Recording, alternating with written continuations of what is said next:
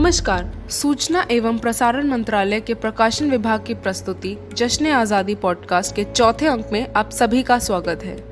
बीते हफ्ते 14 सितंबर को देश ने बड़े उत्साह के साथ हिंदी दिवस मनाया। साथ ही राजभाषा हिंदी के प्रति अभिरुचि उत्पन्न करने और लोगों को हिंदी का उपयोग करने के लिए प्रोत्साहित करने हेतु हिंदी पखवाड़ा का भी आयोजन किया जाता है।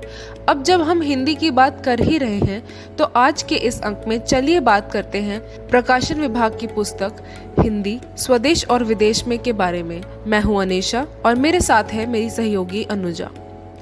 यह पुस्तक लेखक विमलेश कांति वर्मा द्वारा समय समय पर हिंदी के भाषिक और साहित्यिक पक्षों पर लिखे गए लेखों का संचयन है जो हिंदी के विविध पक्षों पर प्रकाश डालते हैं। इस पुस्तक में हिंदी की समृद्धि और उसकी व्यापक परिधि की चर्चा की गई है। आइए सुनते हैं इसकी समीक्षा।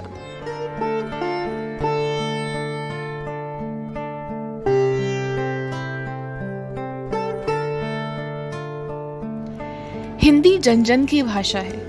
भारत की स्वतंत्रता के पश्चात हिंदी की स्थिति और उपयोग देश विदेश में वटवृक्ष के रूप में बढ़ती चली गई।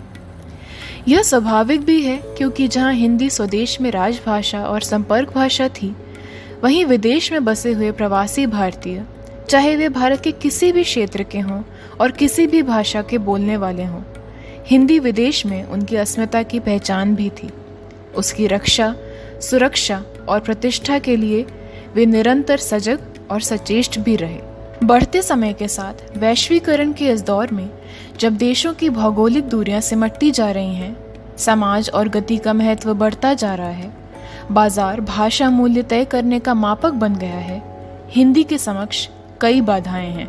हिंदी एक समर्थ विश्व भाषा बन सके, वह व्यापार तथा अर्थ जगत की भाषा बन सके, सूचना क्रांति में वह अन्य महत्वपूर्ण विश्व भाषाओं के समकक्ष खड़ी हो सके, इसके लिए हिंदी को अधिक सक्षम बनाना होगा। इन्हीं तथ्यों को ध्यान में रखते हुए लेखक ने हिंदी की वर्तमान स्थिति को सुदृढ़ करने के उद्देश्य से इस पुस्तक को हिंदी के विविध पक्षों पर अध्ययन और अनुसंधान करने वालों को प्रस्तुत किया है। पुस्तक के हिंदी स्वदेश में और हिंदी विदेश में भागों में करीब 41 लेख हैं। हिंदी स्वदेश में के भाषा खंड में लेखक ने भारतीय भाषाओं और हिंदी के बीच संबंध, हिंदी के विभिन्न रूप, हिंदी भाषा को बोलियों का योगदान, हिंदी की साहित्यिक शैलियाँ, देवनागरी और तमिल ध्वनियों का तुलनात्मक अध्ययन इत्यादि आलेखों को सम्मिलित किया है। इसी भाग के साहित्य खंड में लेखक ने विभिन्न साहित्यकारों जैसे भिखारी ठाकुर, पंडित मुरलीधर शर्मा, जन कवि परसन के साथ साथ भारतेंदु युग तथा तुलसी साहित्य का भी विशेष जिक्र किया है। दूसरे भाग हिंदी विदेश में के जरिए लेखक ने विभिन्न देशों में हिंदी के अध्ययन और अध्यापन, फिजी, मॉरिशस और सूरीनाम इत्यादि देशों में हिंदी साहित्य का बढ़ता वर्चस्व और संभावनाओं पर चर्चा की है। साथ ही देवी दयाल और उनका हिंदी आला, तुलसी राम पांडे और उनकी रचना दर्बन का बलवा और व्याकरण सैमुअल हेनरी केलॉग से संबंधित आलेखों को भी शामिल किया गया है। नई सदी और नए समय में हिंदी को और अधिक एवं बेहतर पहचान मिल सके, इस पुस्तक के जरिए यह कोशिश की गई है।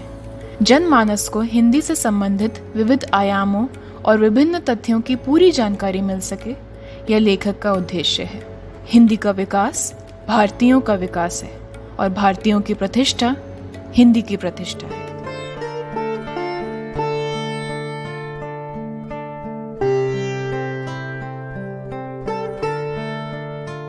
धन्यवाद अनुजा।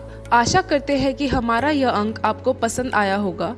अगले सप्ताह हम फिर हाजिर होंगे एक और पुस्तक की समीक्षा के साथ। प्रकाशन विभाग की पुस्तकों और पत्रिकाओं के नए अंकों की जानकारी के लिए आप हमें ट्विटर, इंस्टाग्राम और फेसबुक पर फॉलो कर सकते हैं या लॉग ऑन करें www.publicationsdivision.nic.in पे। आज के अंक में इतना ही। अब इजाजत दीजिए, हमें मिलते हैं पॉडकास्ट के अगले अंक में। नमस्कार।